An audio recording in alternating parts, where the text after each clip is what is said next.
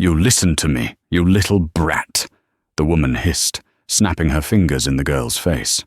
"First class is for people who matter, not for charity cases in hoodies."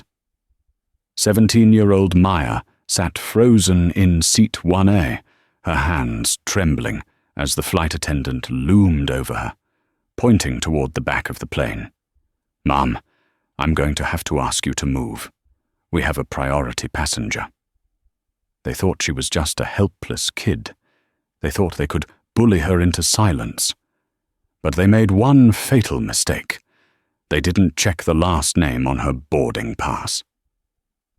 One phone call later, the plane wasn't taking off, and the pilot was receiving a direct order from the CEO to ground the crew immediately. This is the story of how prejudice met power, and why you never judge a book by its cover. The distinct recycled air of JFK International Airport hummed with the sound of rolling luggage and frantic announcements. Outside the floor-to-ceiling windows of Terminal 4, the grey New York sky was threatening rain, mirroring the storm that was about to break inside the cabin of Flight 802, bound for London Heathrow. Maya Sterling adjusted her oversized charcoal grey hoodie and pulled her noise-cancelling headphones down around her neck. At 17, Maya had the unassuming presence of a typical teenager, trying to disappear into the background. She wore worn-out Converse sneakers, loose jeans, and carried a backpack that looked like it had survived 3 years of high school abuse. There was nothing about her that screamed wealth. There was no Louis Vuitton carry-on, no Gucci belt, no flashing diamond studs. That was by design. Maya hated the pretension of her father's world. She preferred anonymity. She approached the gate agent, a harried-looking man named Cliff, and held out her phone. "Zone 1 boarding," Cliff said, barely looking up. He scanned her digital pass. The machine beeped a pleasant green. He paused, frowning slightly at the screen, then looked at Maya.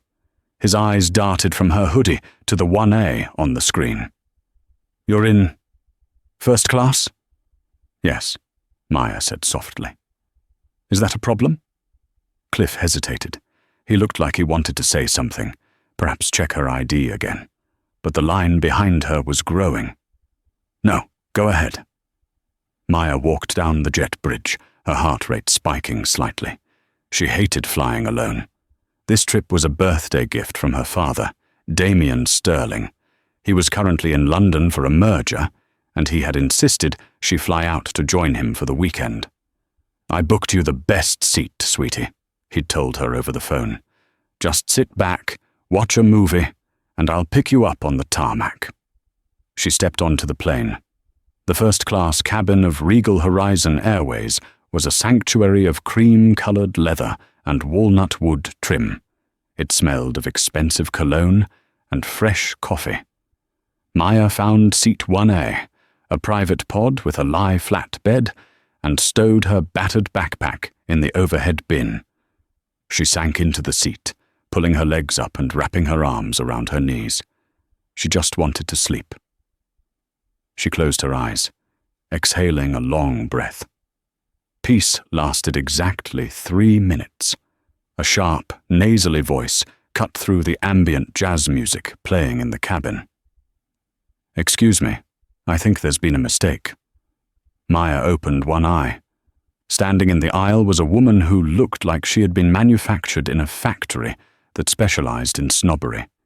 She appeared to be in her mid-50s, wearing a tweed Chanel suit that cost more than most people's cars. Her blonde hair was sprayed into a helmet of perfection, and her fingers were adorned with enough gold to set off a metal detector from a mile away. Behind her stood a man who looked like her husband, tall, silent, and looking perpetually exhausted, and a flight attendant named Greg. Greg had a perfectly groomed beard and a smile that didn't reach his eyes. "I'm sorry?" Maya asked, removing her headphones completely. The woman, whose boarding pass identified her as Mrs. Beatrice Wellington, pointed a manicured finger at Maya's seat. You are in my seat. Maya checked her phone again. I don't think so. I have 1A, see? She held up the screen. Beatrice didn't even look at the phone. She looked at Greg. Greg, is it? Look at this. Why is there a child in the first-class cabin? And look at how she's dressed. This is supposed to be an exclusive environment. Greg cleared his throat, stepping forward. He glanced at Maya, his expression tightening. He saw a black teenager in a hoodie. He saw the scuffed sneakers. Then he looked at Beatrice Wellington, a Platinum Medallion member who was currently holding a very expensive Birkin bag. Bias is a quick, silent calculation. Greg made his instantly. Miss, Greg said, his voice dripping with condescending sweetness. Let me see your boarding pass, please. Maya handed him her phone. It's right here, seat 1A. Greg looked at it. The name read M. Sterling. The ticket was valid, but Greg was already formulating a narrative in his head. Systems glitch, upgrade error, staff travel pass abuse. There seems to be a double booking, Greg lied smoothly. He hadn't checked the computer. He just wanted to defuse the situation with the loud, wealthy woman. Mrs. Wellington is a frequent flyer with Regal Horizon. She specifically requested the bulkhead seat. I demand that seat, Beatrice snapped, stepping closer, invading Maya's personal space. My husband and I need to sit together in row 1. I will not have my flight ruined by some affirmative action lottery winner. The air in the cabin grew heavy. The other passengers in first class, a tech bro in a hoodie, who was white, and an elderly couple, were watching. Nobody said a word. I paid for this ticket, Maya said, her voice shaking but firm. She dropped her feet to the floor.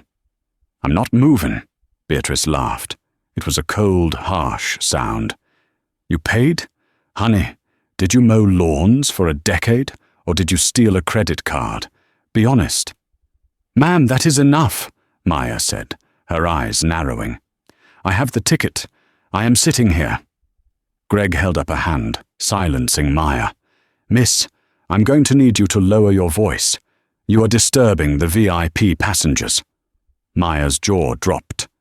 She just accused me of stealing.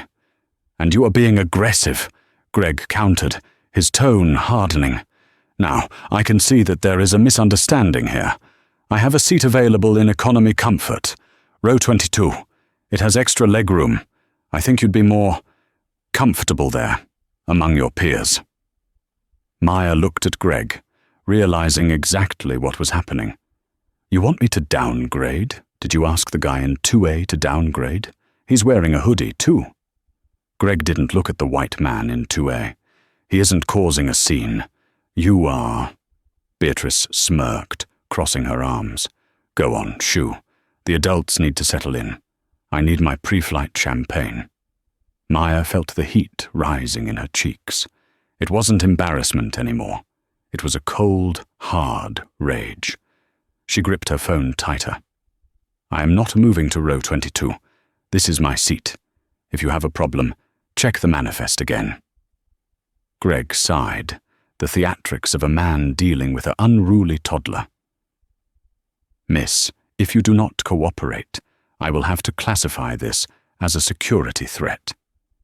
Do you want to be escorted off the plane by the marshals? Because I can make that happen. Beatrice leaned in, her voice a poisonous whisper. Be a good girl and run along back to the zoo. You're out of your depth. The ultimatum hung in the air like toxic smoke. Security threat. Maya stared at Greg. She saw the name tag pinned to his pristine vest. Greg H., Senior Cabin Director. He held the power here, or at least he thought he did. In the enclosed tube of an airplane, the flight attendant's word was law. If he said she was aggressive, the authorities would believe him over a black teenager, 9 times out of 10. You're really going to kick me off? Maya asked quietly. I am giving you a choice, Greg said, checking his watch. Seat 22C, or the terminal. We push back in 10 minutes. I don't have time for this nonsense." "It's not nonsense," Maya said. "It's racism." "Careful," Greg snapped. "That's a serious accusation, and frankly, it's offensive. I am doing my job, managing cabin dynamics. You are the one making it difficult." "Just get her off, Greg," Beatrice yelled, throwing her hands up. "My back is hurting and I need to sit down. This is unacceptable service. I will be writing a letter to the CEO about this delay." Maya's ears perked up. A letter to the CEO? A strange calmness washed over her. The shaking in her hands stopped. She looked at Beatrice, then at Greg. "You know what?" Maya said, unbuckling her seatbelt. Beatrice clapped her hands together once, a sound of triumph. "Finally, smart choice, girl." "I'll move," Maya said, standing up. She grabbed her backpack. "But I'm not going to economy." "You're leaving the plane?" Greg asked, looking relieved. He reached for her boarding pass to scan it out. "Probably for the best." "No," Maya said, stepping into the aisle. She towered slightly over Beatrice, who took a wary half-step back. "I'm going to stand right here in the galley for 1 minute. I need to make a phone call." "Phone's off," Greg barked. "Doors are about to close." "The door is still open, Greg." Maya pointed to the open hatch where the jet bridge was connected. "I'm making a call. Unless you want to physically drag me out. Because I promise you, there are cameras on this plane, and everyone is filming." She nodded toward the economy cabin behind the curtain. Several passengers had stood up and were peering through the mesh divider, phones raised. Greg realized he had an audience. He clenched his jaw. "1 minute," Greg hissed. "Then you move to row 22 or you leave." Maya turned her back on them. She navigated to her contacts. She didn't scroll far. She tapped the contact labeled Dad, private line. It rang twice. "Maya?" Her father's voice was warm, but sounded surprised. "Everything okay? You should be in the air by now." "Dad," Maya said, her voice steady, but loud enough for Greg and Beatrice to hear. "I'm being removed from my seat." "What?" The warmth evaporated instantly. Damien Sterling's voice dropped an octave. "What do you mean removed? Is there a maintenance issue with the pod?" "No," Maya said, eyeing Beatrice, who was now settling into seat 1A with a smug grin, arranging her pillows. "A woman named Mrs. Beatrice Wellington decided she wanted my seat, and the senior cabin director, Greg, told me I look like a security threat because I'm wearing a hoodie. They're threatening to have the marshals arrest me if I don't move to row 22. There was a silence on the other end of the line. It was a terrifying silence. It was the silence of a man who controlled a multi-billion-dollar logistics and aviation empire, digesting the fact that his daughter was being racially profiled on his own metal. "Put him on," Damien said. "He won't talk to you, Dad. He thinks I'm lying. He thinks I'm a charity case." "Maya," Damien said, his voice deadly calm. "Where are you exactly?" "Flight 802, JFK to London. We're at the gate." "Stay right there. Do not move to economy. Do not leave the plane." "They're going to call the police, Dad." "Let them," Damien said. "I'm making a call to the tower and the station manager. Give me 2 minutes. And Maya?" "Yeah." "I'm sorry." The line went dead. Maya lowered the phone and turned back to the cabin. Beatrice was sipping a glass of pre-flight champagne that another flight attendant, a nervous-looking woman named Sarah, had brought her. "Done crying to Mommy?" Beatrice laughed, not looking up from her magazine. Greg stepped forward, closing the distance. He looked like a man who had run out of patience.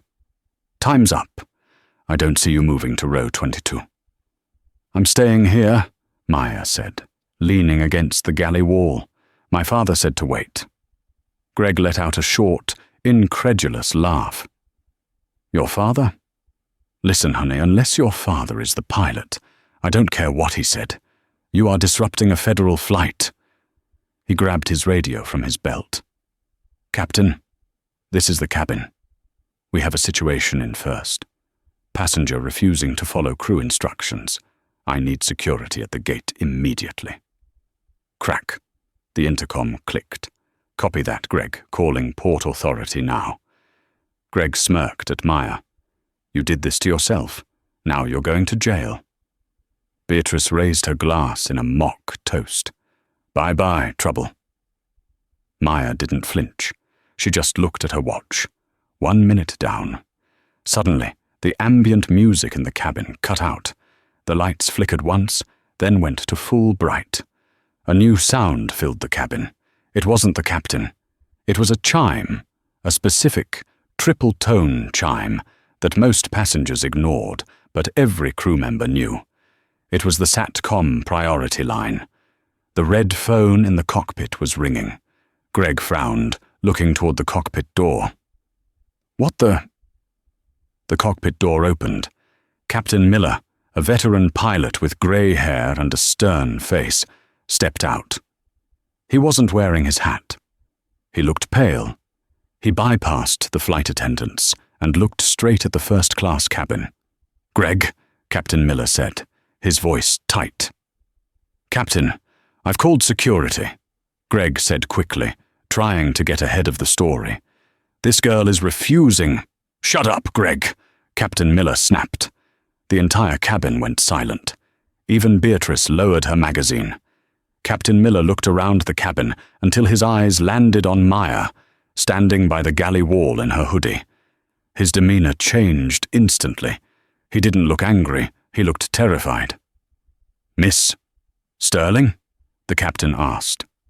Maya nodded. "Yes, Captain." Captain Miller exhaled, wiping sweat from his forehead. He held up a piece of paper that had just been printed from the cockpit's ACARS system. "I just received a direct order from HQ," the captain said, his voice trembling slightly. "From the chairman of the board." Greg's face went white. The blood drained from it so fast he looked like he might faint.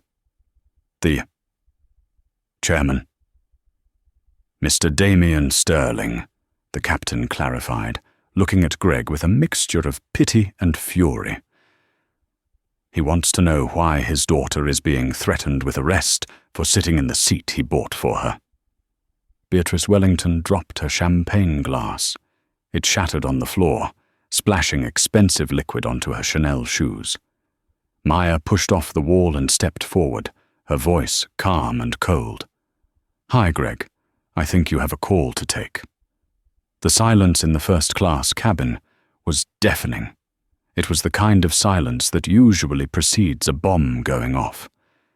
Greg stared at the captain, his mouth opening and closing, like a fish pulled from water. The blood that had drained from his face seemed to have pooled in his feet, leaving him swaying slightly. "Sterling?" he choked out. "As in, Regal Horizon Sterling?" "The very same," Captain Miller said, his voice clipped and professional, though his eyes burned with a mixture of anger and fear. He turned to Maya. "Miss Sterling, on behalf of the flight deck, I deeply apologize. I was not informed you were on board until the emergency sat link came through. If I had known—" "If you had known, you would have treated me like a human being?" Maya asked, her voice calm but cutting. "Or just like a VIP?" The captain winced. It was a fair strike. "You're right, this is inexcusable." "Excuse me," Beatrice Wellington interrupted, her shrill voice shattering the tension. She kicked at the shards of the champagne glass near her feet. "I don't care whose daughter she is. I am a platinum member. I have flown this airline for 20 years. You cannot just—" "Mrs. Wellington, be quiet," Captain Miller snapped. It was rare for a pilot to address a first-class passenger that way, and Beatrice recoiled as if she'd been slapped. "Don't you dare talk to me like that!" Beatrice shrieked, her face turning a mottled red. "I know the Vice President of Customer Relations. I will have both your jobs." "Lady, you're not listening," the tech bro in seat 2A spoke up, pulling his hood down. He was holding his phone up, recording everything.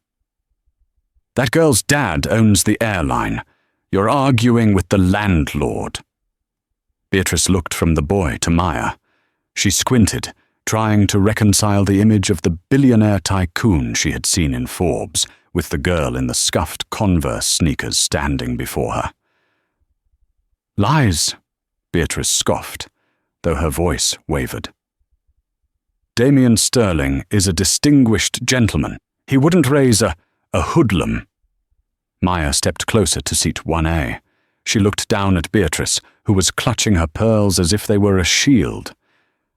"My father raised me to be humble," Maya said softly.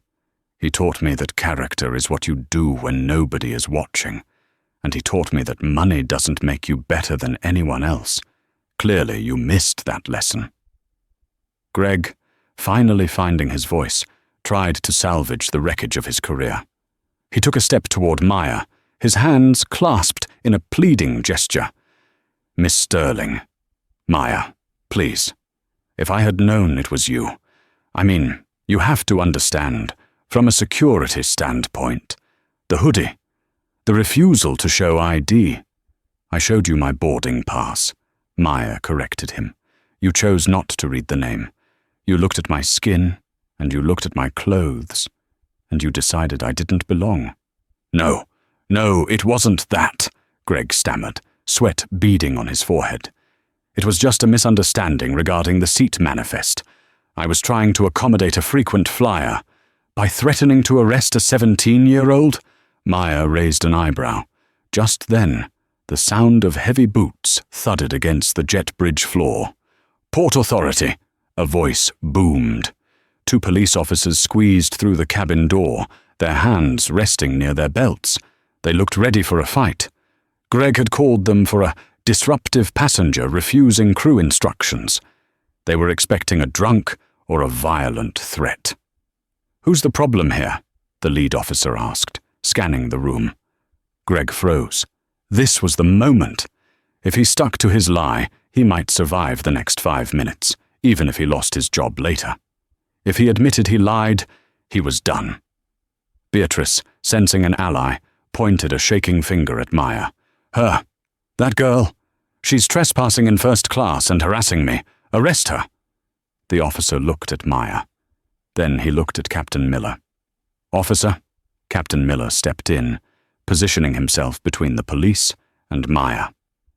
"There is no disruptive passenger here, at least not the one you were called for." "We got a call from the senior cabin director claiming a level 2 threat," the officer said, confused. "The senior cabin director made a false report," Captain Miller said, his voice hard as iron. He turned to look at Greg. "Didn't you, Greg?" Greg trembled. He looked at the police, then at the captain, then at Maya. The weight of the situation crushed him. I made a mistake." "A mistake?" Maya asked. "You told me I was going to jail." Captain Miller turned to the officers. "Gentlemen, the young lady is the daughter of the airline's owner. Mr. Sterling is currently on the phone with the JFK station chief. However, I need you to remove 2 people from this aircraft immediately." Beatrice puffed up her chest, smoothing her tweed jacket. "Finally, get this brat off the plane so we can take off." Captain Miller shook his head slowly. He pointed at Beatrice. "You, ma'am, for verbal abuse of a minor and creating a disturbance." Then he pointed at Greg. "And you, Greg, you are relieved of duty. Effective immediately." The color drained from Beatrice's face so completely she looked like a corpse. "Me?" she squeaked. "You're kicking me off?" "You violated the contract of carriage," Captain Miller said, reciting the regulations from memory. "Section 4, Paragraph 2, abusive or offensive behavior toward passengers or crew. You have delayed this flight, harassed a guest, and incited a false security report." "I am a platinum member," Beatrice screamed, standing up. "I will sue you. I will sue this entire airline into the ground." "You can try," Maya said calmly, but my dad has very good lawyers. Officer, remove her, Captain Miller ordered. The police officer stepped forward. Ma'am, grab your bags, let's go. Don't touch me! Beatrice swatted the officer's hand away. That was a mistake. The atmosphere shifted from administrative to criminal in a split second. The officer grabbed her wrist and spun her around. Ma'am, stop resisting or you will be handcuffed. Beatrice let out a wail of indignation as she was forcefully guided out of the pod. She scrambled to grab her Birkin bag, knocking over her husband's drink in the process. Her husband, who hadn't said a word the entire time, slowly stood up. He looked at Beatrice, then at Maya. I'm staying, the husband mumbled. Beatrice stopped struggling. She stared at him. What did you say, Arthur? I said I'm staying, Arthur said, sitting back down and buckling his seatbelt. I told you to leave the girl alone. I'm going to London. You can call your sister. The first-class cabin erupted in laughter. Even the tech bro in 2A clapped. Beatrice let out a primal scream of rage as the officers dragged her down the aisle, her expensive heels dragging on the carpet. Arthur, you coward! This is reverse racism. This is a conspiracy. Her voice faded as she was hauled onto the jet bridge. Then, there was only Greg. He stood by the galley, looking small and defeated. He had taken off his service vest, holding it in his hands like a surrendered flag. Captain, Greg whispered, I've been with the company for 12 years. Please, I have a mortgage. Maya watched him. It was a pitiful sight. 10 minutes ago, he was a tyrant, drunk on the tiny amount of power he had over a teenager. Now he was just a man who had gambled his life on his own prejudices and lost. You should have thought about that before you judged me, Maya said. She didn't shout. She didn't need to. You were ready to ruin my life, Greg. You were ready to give me a criminal record just to please a woman in a Chanel suit. You didn't care about my future. Why should I care about yours? Captain Miller gestured to the door. Get your bag, Greg. You're off the rotation. A replacement crew member is being rushed over from the standby lounge. You'll surrender your badge to the station manager at the gate. Greg looked at Maya one last time. There was no hatred in his eyes anymore, only a hollow realization of his own stupidity. He grabbed his roller bag and walked off the plane, head hung low, passing the rows of economy passengers who had watched the whole drama unfold through the curtain. As he exited, the station manager, a sharp-looking woman in a navy blazer, hurried onto the plane. She was holding a tablet and looked breathless.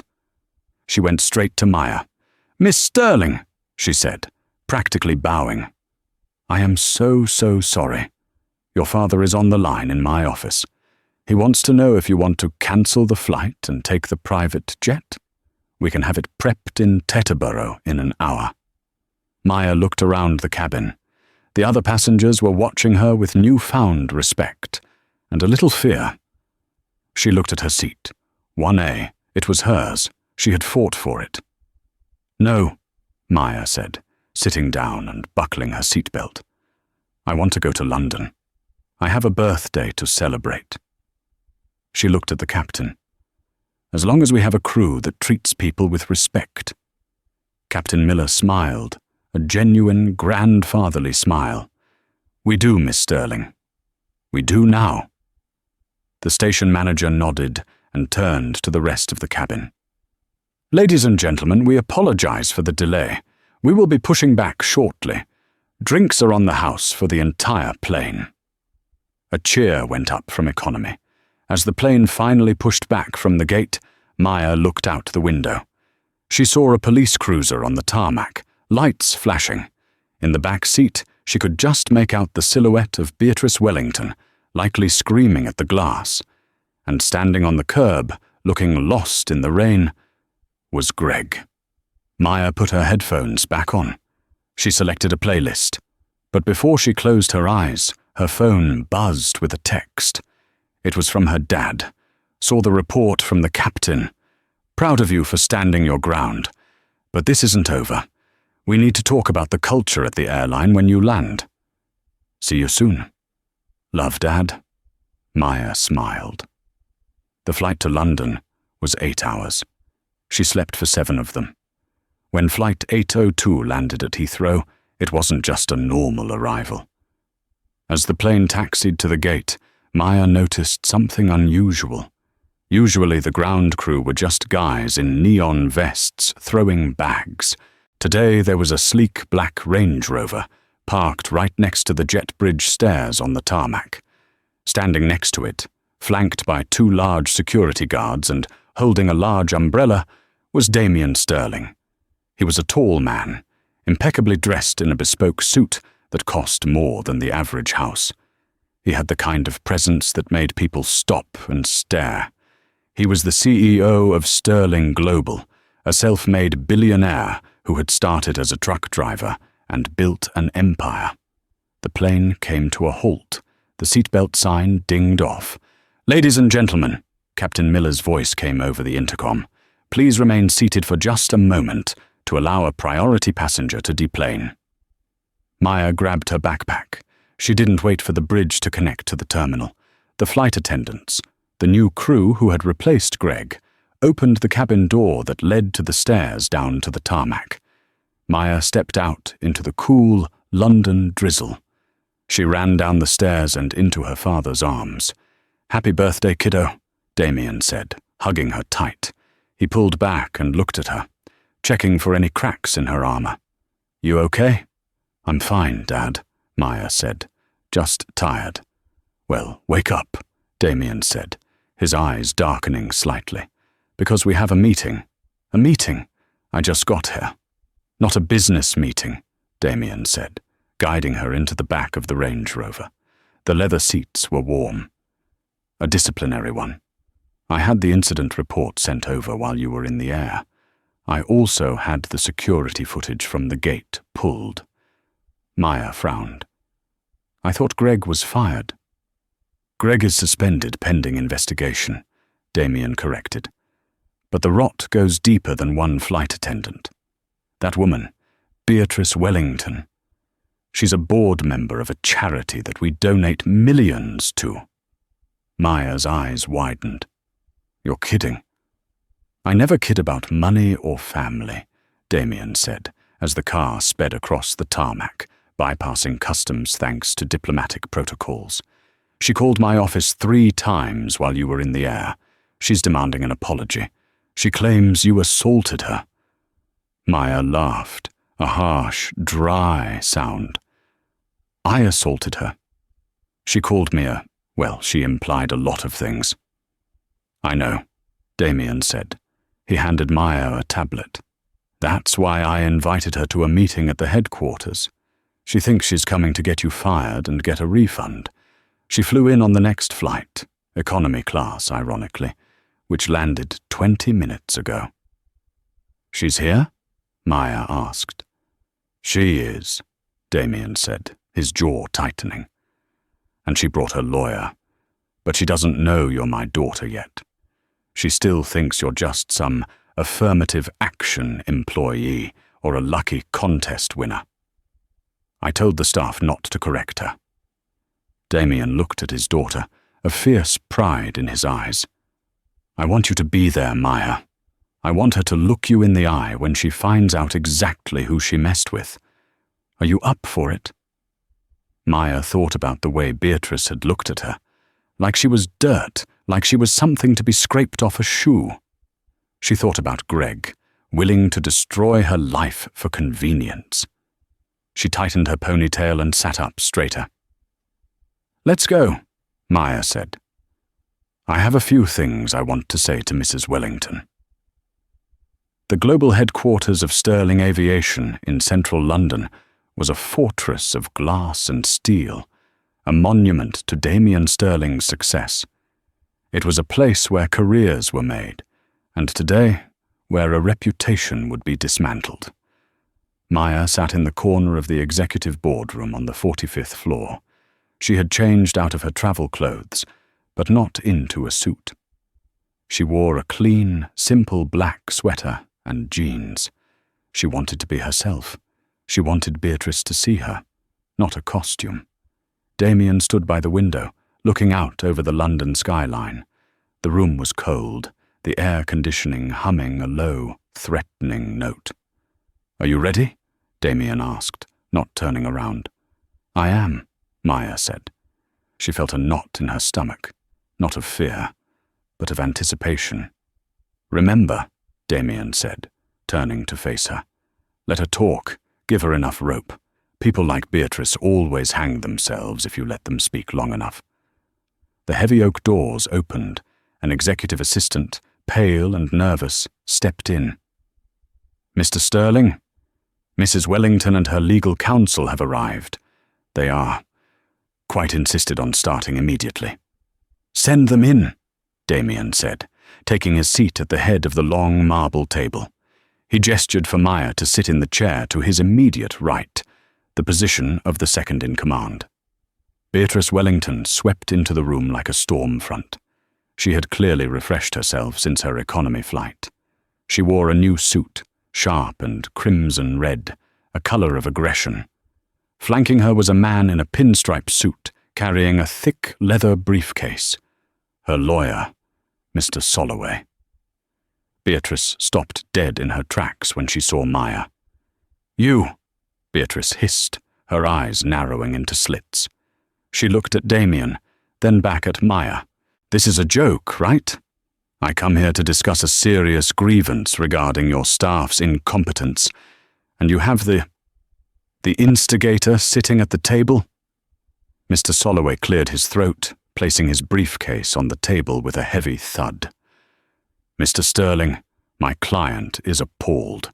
Not only was she forcibly removed from a flight she has taken for 2 decades, but she was also assaulted by police officers based on a false report. And now, she is forced to share a room with the minor who caused the disturbance. This is highly irregular." Damien didn't stand up. He didn't offer them a drink.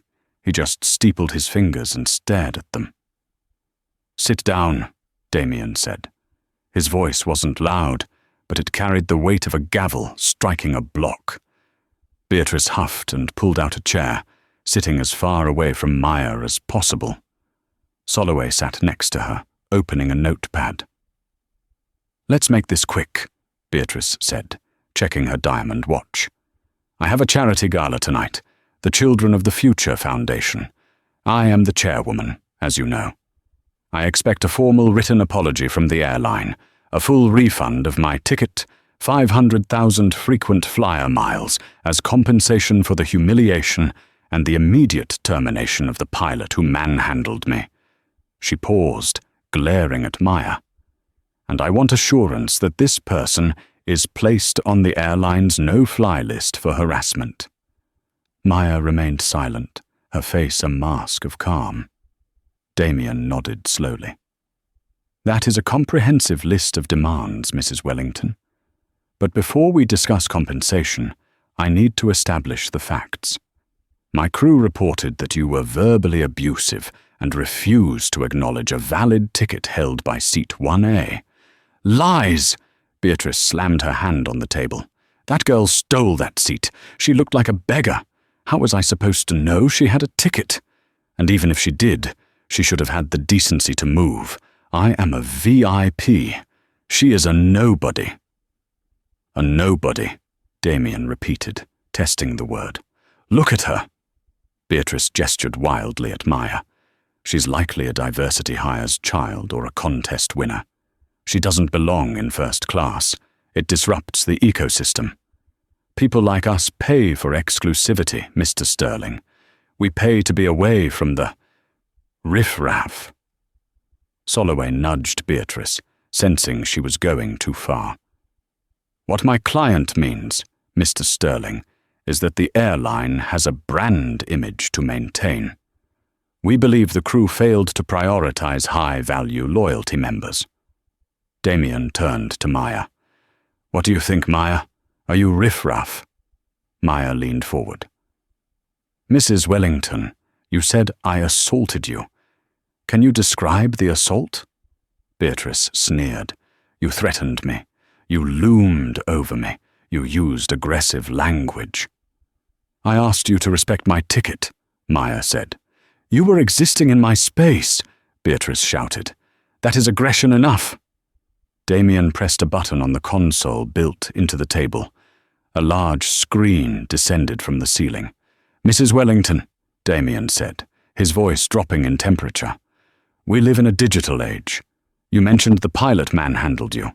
You mentioned this young woman was aggressive. Fortunately, another passenger, Mr. Timothy Vance in seat 2A, sent us some very interesting footage from his phone, and the cabin security cameras captured the rest. Beatrice froze. Soloway stopped writing. The video played. The audio was crisp. First class is for people who matter, not for charity cases in hoodies. I will not have my flight ruined by some affirmative action lottery winner. Honey, did you mow lawns for a decade, or did you steal a credit card?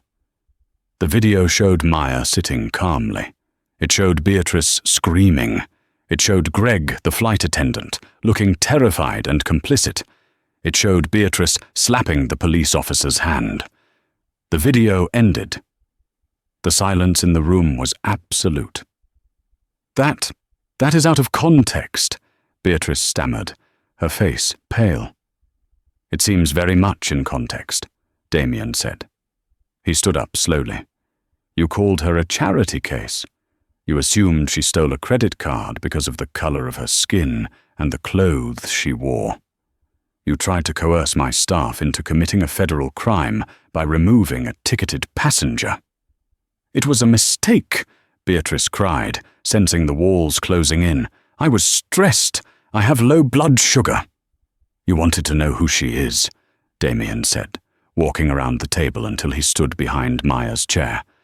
He put a hand on her shoulder. Mrs. Wellington, Mr. Soloway, meet Maya Sterling. Beatrice blinked. She looked at Damien. She looked at Maya. The name bounced around her skull, trying to find purchase. Sterling. She's your... Beatrice's voice failed her. She is my daughter, Damien said, his voice thundering now. She is the sole heir to the Sterling Aviation Group. The seat she was sitting in, it wasn't just paid for. She owns the plane. Beatrice looked like she might vomit. She turned to her lawyer, but Soloway was already packing his briefcase. He knew a lost cause when he saw one. I didn't know, Beatrice whispered. Mr. Sterling, please. We are peers. We move in the same circles. You understand? One makes assumptions. I do not understand. Damien cut her off. I started this company with one truck and a loan. I wore hoodies. I looked like riffraff to people like you, and I raised my daughter to respect everyone, from the janitor to the pilot. You treated her like garbage because you thought she was powerless. That is not a mistake, Beatrice. That is a character flaw, and it is a fatal one. Damien picked up a file from the table and tossed it towards Soloway. Here is what is going to happen, Damien said. First, you mentioned the Children of the Future Foundation. Sterling Global has been a primary donor for 5 years. As of this morning, that funding is pulled. We are redirecting our $2 million annual donation to the Legal Defense Fund for victims of racial profiling. Beatrice gasped. You can't. That's my legacy. The board will fire me if the funding is cut. They already have, Damien said coldly. I spoke to the other board members an hour ago. I showed them the video. They accepted your resignation on your behalf. No, Beatrice whimpered. Second, Damien continued, your husband, Arthur.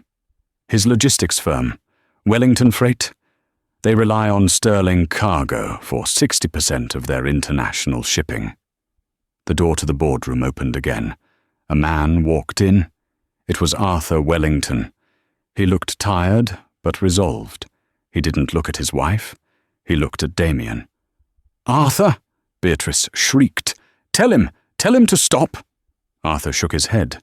"I told you on the plane, Beatrice. I told you to stop. You didn't listen." He turned to Damien. "Mr. Sterling, as discussed, my company formally dissociates from Mrs. Wellington. I am filing for divorce effective immediately. I will not have my business destroyed because of her bigotry." Beatrice slumped in her chair, tears streaming down her face. Not tears of remorse, but of self-pity. "Arthur, you can't do this to me. I am your wife." "You are a liability," Arthur said, his voice devoid of emotion. "And frankly, I've been tired of your cruelty for years. Watching you attack that girl was the last straw." Damien looked at Maya. "Is there anything else, Maya?" Maya stood up. She walked over to Beatrice. She didn't yell. She didn't scream. She just looked down at the woman who had tried to humiliate her. "You asked for a refund," Maya said. "We approved it. You will get your ticket price back." Beatrice looked up, a glimmer of hope in her eyes. "But," Maya added, "you are banned from Sterling Airlines and Regal Horizon and our partner networks. You will never fly on a plane with my name on it again. You can take the train." Damien gestured to security. "Get her out of my building." 2 guards stepped forward. Beatrice Wellington, the socialite who thought she ruled the sky, was escorted out, sobbing, her husband refusing to even look at her as she passed.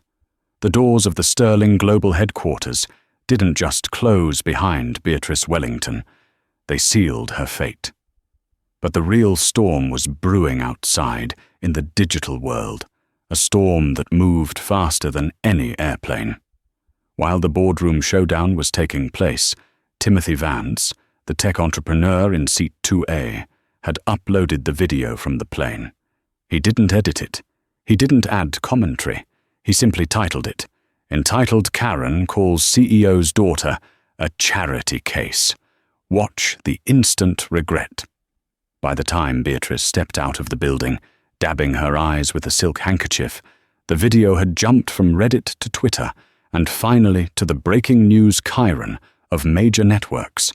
It had 12 million views in 4 hours.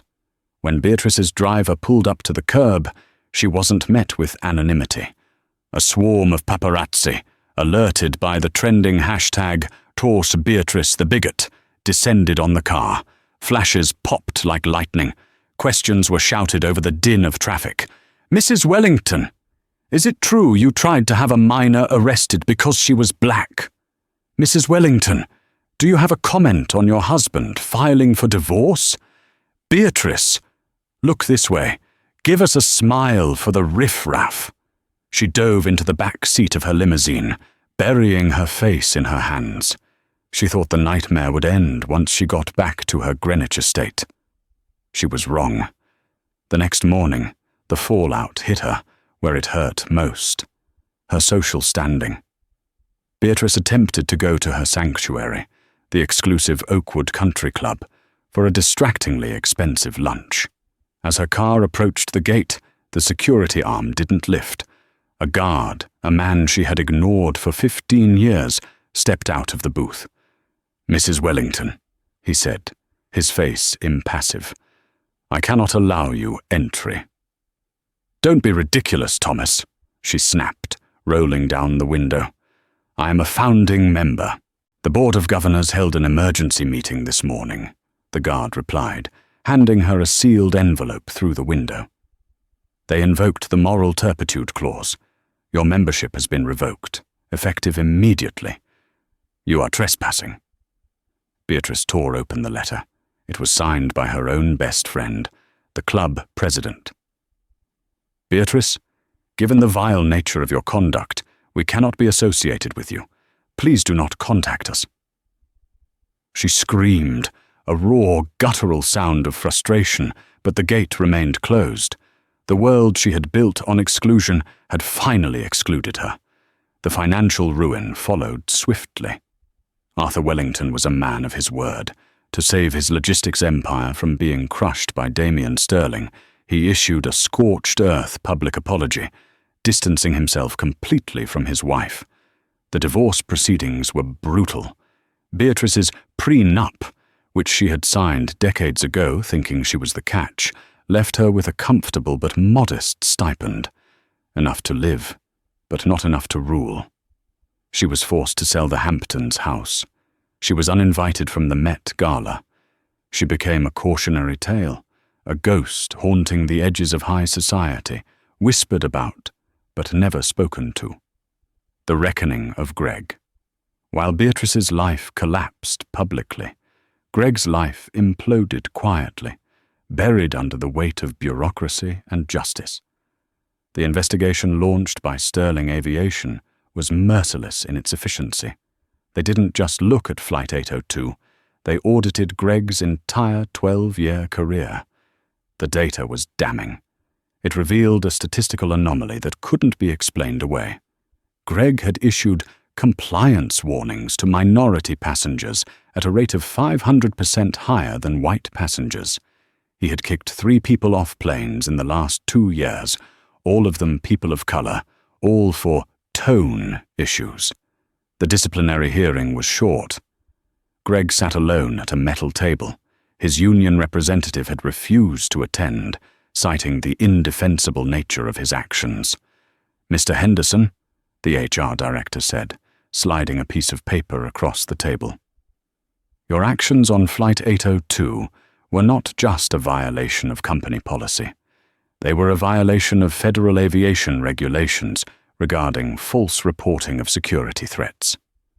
"I was stressed," Greg pleaded, his voice cracking.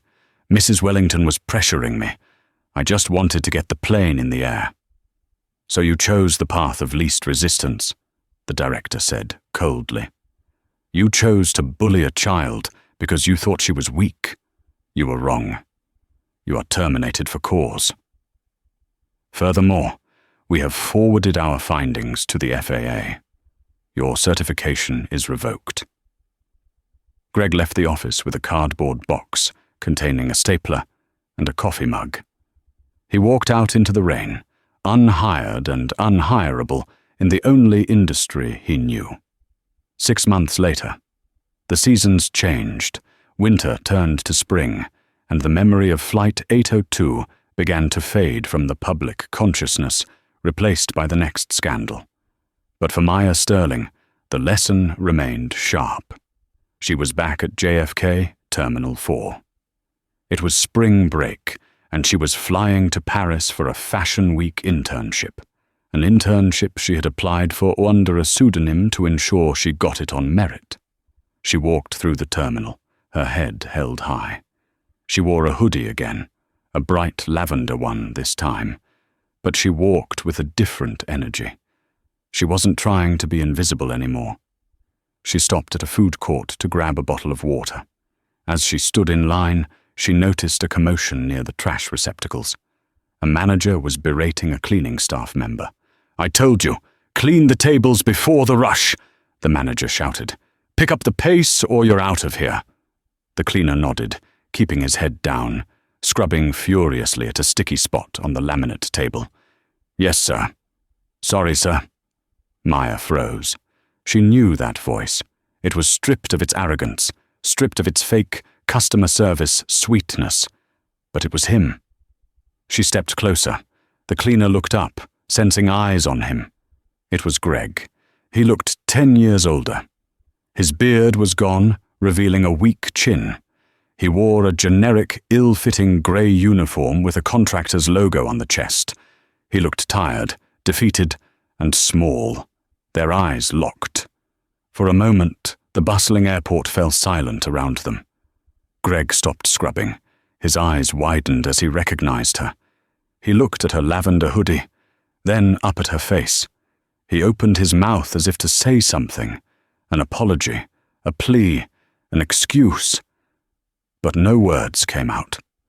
The shame was a physical weight, pressing his shoulders down. Maya looked at him. She thought about the anger she had felt on the plane. She thought about how much she had wanted to see him suffer. But seeing him now, wiping up ketchup stains for minimum wage, While former colleagues walked past him in their crisp uniforms, she didn't feel triumph. She felt a profound sense of closure. "You missed a spot," Maya said softly, pointing to the edge of the table. Greg looked down. He swallowed hard, his face burning red. "Thank you." "Miss." "Good luck, Greg," she said. She turned and walked away. She didn't look back. He wasn't a villain to be vanquished anymore. He was just a memory, a milestone on her journey to becoming who she was meant to be. Maya reached the gate for her flight to Paris. She approached the counter. "Boarding pass?" the agent asked. Maya pulled up her phone. The agent scanned it. The screen flashed. VIP 1A. "Welcome back, Miss Sterling." The agent smiled. "Your father sent a note. He said to tell you, don't let anyone move you." Maya smiled, a genuine, radiant smile. "Don't worry, I won't." She walked down the jet bridge, not as a victim, and not just as a CEO's daughter, but as a young woman who knew exactly what she was worth. She took her seat in 1A, settled into the plush leather, and pulled out her camera. She had a story to tell. And this time, the whole world was going to listen. That encounter at the airport 6 months later taught me the most important lesson of all. Karma isn't just about revenge. It's about the universe correcting a balance. Greg and Beatrice thought they were untouchable because of their status. But status is fragile. Character is permanent. I decided to share this story not to brag about who my dad is, but to remind every single one of you that you have value. It doesn't matter if you're in a hoodie or a suit, in first class or economy. Do not let anyone make you feel small just to make themselves feel big.